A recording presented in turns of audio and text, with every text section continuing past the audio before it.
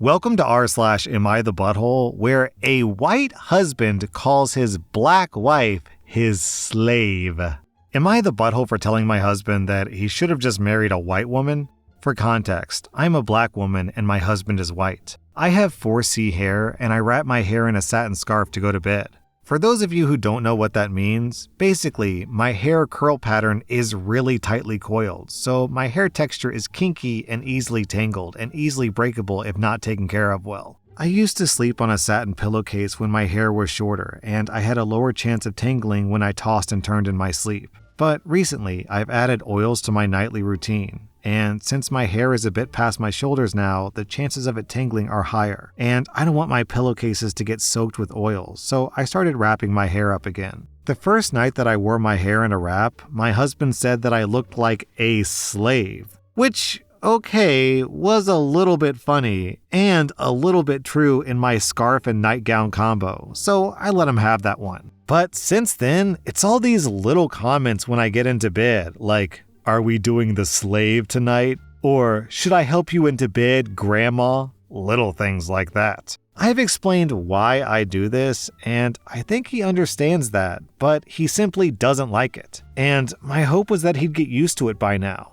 Last night, I was getting ready for bed, and I couldn't find my scarf anywhere, so I asked my dear husband if he'd seen it. And he admitted that he hid it, but he wouldn't tell me where. He wouldn't stop joking around, even when I got visibly upset, and said that he wished he could run his fingers through my hair, or something along those lines. And I snapped and said if he wanted that, he should have married a white woman. He got really upset after that and told me where he hid it. We haven't talked much about it, but there's this air of awkwardness. The only times he mentioned it was this morning when he said that we should look into counseling for our race issues, and that I made him feel really racist, and I didn't think about it that way. I thought he was upset because I yelled at him, but I didn't think that it was the statement itself. Now, he's suggesting couples counseling to get through our race issues. I don't think it was that serious, and I don't want to go through all that. Am I the butthole? Okay. Calling your black wife a slave feels pretty racist to me. I'm in a mixed-race marriage myself, and I have never called my wife a racial slur in the entire time I've known her, and she has never called me a racial slur in the entire time she's known me. So it's like a pretty easy thing to do to not say those things. Why would you make that joke? Also, this comment from Deleted sounds really relevant. What the hell? As a black woman with a white husband, when I lost my bonnet, he went to Target late at night to grab me a few new ones. You can't marry a black woman and not want her to do black woman things. Disgusting slave comment too. What the hell is he thinking? OP, I'm giving you 0 out of 5 buttholes. I think your husband deserves, let me think, 2.5 out of 5, I think feels fair. Am I the butthole for telling my mom that she's a whore? I'm the oldest daughter of 4 children. I'm currently 25, then 23, 20, and 18. When I was 8 years old, my mom had an affair with a family friend. I, being the oldest, has remembered most of it, and my younger siblings only remember growing up with our parents co-parenting. This has put a strain on my mother and I's relationship. She cheated on my father, who was battling cancer. She didn't even try to keep it a secret from the kids. I remember during family and friend gatherings when everyone would be inside and I'd see my mom and the family friend kissing or doing things in the pool. As a kid, I didn't understand, but as I got older, I realized what she was doing in front of us and I felt sick. People ended up catching on to their affair years later, and my mom left my dad and started a new relationship with this family friend. They split up shortly after that because he cheated on my mother. I confronted her about this after my dad passed away, and we all went to see a family therapist. That was roughly 3 years ago. My mom has since remarried to an incredible man, but recently she was out and bumped into that man from her past. They exchanged emails, and she confided in me that they've been sending emails back and forth, and they're planning to meet up to chat and catch up. I read the messages, and it's very apparent that the guy still has feelings, while my mom is trying to make it seem like she's just catching up with an old coworker. But I know my mother, and I know she's still slightly infatuated with this man.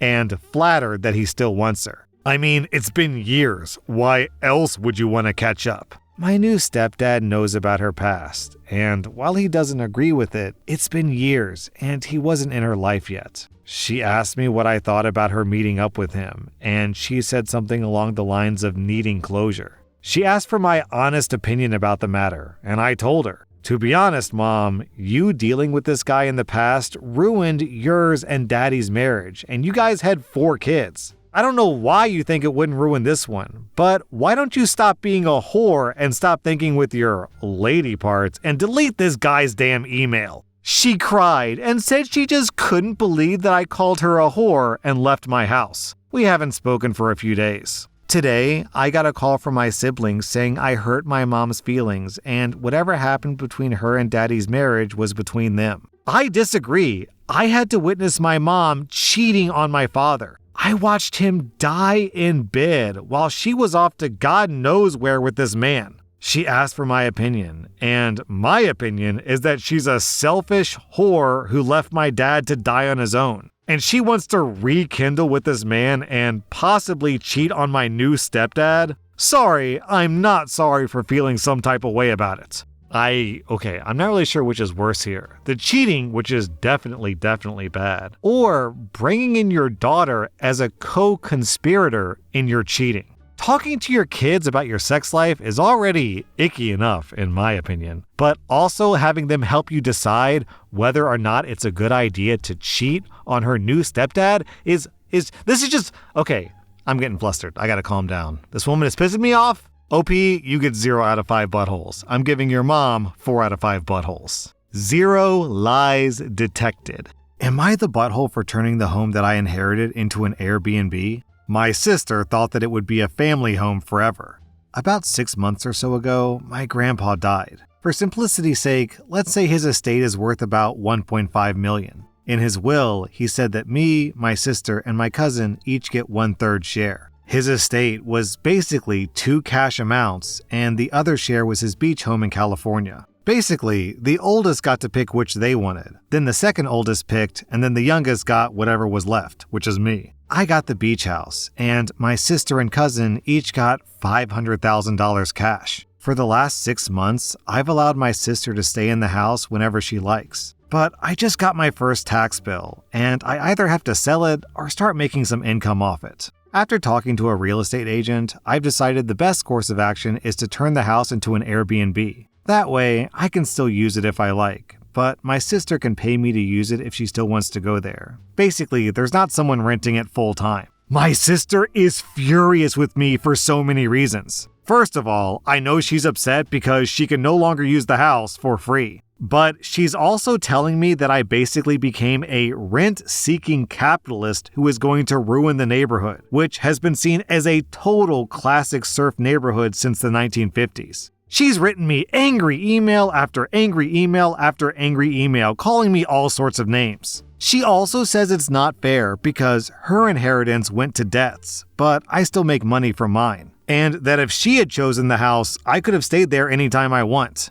She's my older sister, and I've always been impressionable to the things she says to me, and I'm feeling a lot of guilt and shame for what she told me. Am I the butthole here? You know, funny, if your sister really wanted the house, she could use that $500,000 she has to buy the house from you. And come on, she has $500,000 debt? Either she's terrible with money, in which case don't listen to her financial advice, or she's just lying to make you feel bad, which is more likely, I think. It's very funny how the sister expects to benefit from your inheritance, but she didn't offer to share any of her inheritance with you.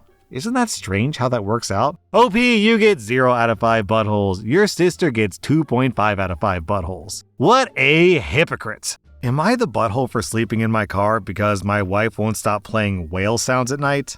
Okay, so this is weird, but I need to know if I'm in the wrong here. My wife, who's 32, has recently gotten really into whale sounds. It started as something she played while working from home, and I didn't mind. Then she started listening to them while doing chores, cooking, and even during dinner. Again, fine. I figured it was a phase. But then she started playing them at night. I mean, full blast, speakers on either side of the bed, deep ocean whale calls echoing through our room like we're sleeping at the bottom of the Mariana Trench. She says it helps her relax and feel connected to nature. The problem is, I can't sleep through it. I've tried earplugs, but I swear I can still hear them. I wake up to haunting, eerie moaning sounds and feel like I'm in some kind of deep-sea horror movie. I asked if she could at least lower the volume or use headphones. She refused, saying the sound needs to fill the room for the full effect. I even tried playing my own relaxing noises to balance it out, like rain sounds or white noise, but she said they ruin the purity of the ocean experience. After weeks of this, I finally snapped and just started sleeping in my car.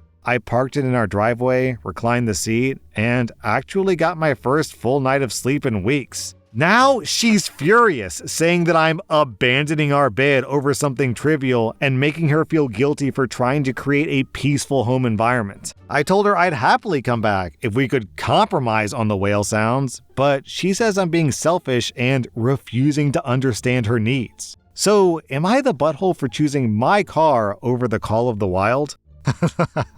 So I clicked on Opie's profile to see if he'd posted any updates or anything. And this guy has 6 posts. And these are the subreddits that he's posted in. r/rate my dong, r/skinny dudes, r/penis, r/am I the butthole, and then r/nude male art. So this guy has a whale problem and loves posting pictures of his dong on the internet. Also, I have an interesting fact about whale sounds. The sperm whale can produce sounds up to 230 decibels underwater. For comparison, standing next to a jet engine is only 140 decibels. So a whale is almost double that. It's apparently so loud that if you're next to a sperm whale when it makes this sound, your eardrums will explode and you could possibly die. But realistically, nobody has to worry about that ever happening because all of those whale sounds are happening exclusively in OP's bedroom. Am I the butthole for hiding the location of my best friend from my wife? About 5 years ago, I moved about 15 hours away from my hometown for a job. Shortly after moving, I met my now wife, Becca. A few years ago, I had a buddy, JR, from back home come stay with me. While here, JR met my wife's sister, Maggie. JR and Maggie hit it off. They pretty quickly started dating. Maggie has a daughter from a previous relationship. The daughter's dad is very much in the picture. Almost a year ago, Maggie and JR moved in together. At the time, Maggie was living with her parents because she couldn't afford rent on her own. Things seemed to be going well. It's a long story, but almost 2 months ago, JR got pretty irrefutable proof that Maggie was cheating on him. He was angry, depressed, and overall distraught. He could not deal with confronting her, but he also couldn't deal with living with her. He talked to me and wanted my help to get away. So I reached out to my network of people who are not mutual friends of Becca and I got him a place to stay. Becca, Maggie, Maggie's daughter, and my mother-in-law were going out of town to visit my mother-in-law's mom a few weeks after he found out. I had a work friend with a rentable house. I helped JR pack his stuff, which was like 90% of the apartment, and he moved out. He sent an email to Maggie about why he moved out. He left a check for rent and utilities through the end of March when their lease is up, and informed the landlord that he was not renewing. Maggie got the email and called JR numerous times while on the trip.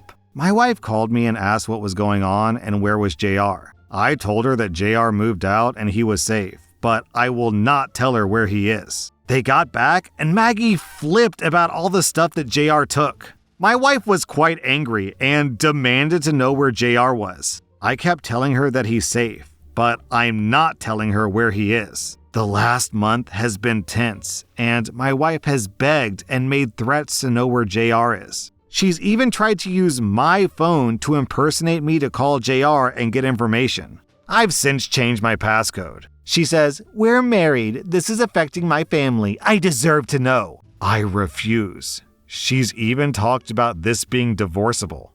Am I the butthole? Yo, hold on. What's the wife's stance on the cheating? Does she just not care? She really thinks JR is the problem here, not her cheating sister? Hold on, there's an edit. My wife knows that JR left. Maggie has admitted since he left that she was cheating. My wife denies knowing about the cheating, and I do believe her. Historically, Maggie and Becca are not close. Prior to JR moving here, we would see Maggie maybe once every 3 months. Since JR moved, we see her a lot more because JR and I regularly organize get-togethers, which is why my wife's reaction is surprising to me. The stuff that JR took was only his stuff. In fact, a lot of the stuff he left is also his stuff. Other than gadgets, he left all the kitchen stuff despite it being 100% his. He left all the stuff in my niece's room, even though he paid for a lot of it. Still, the fact that the wife is taking the sister's side here is a red flag, and defending the cheater and getting all upset against the cheating victim is an even bigger red flag. So, OP, I'd be a little bit cautious around that wife of yours if I were you. OP, you get 0 out of 5 buttholes. You seem like a great friend. I'm giving Maggie 3 out of 5 buttholes and your wife 1.5 out of 5 buttholes. That was rSlash Am I the Butthole, and if you like this content, check out my podcast where I publish the exact same episodes. Also, hit that subscribe button because I put out new Reddit videos every single day.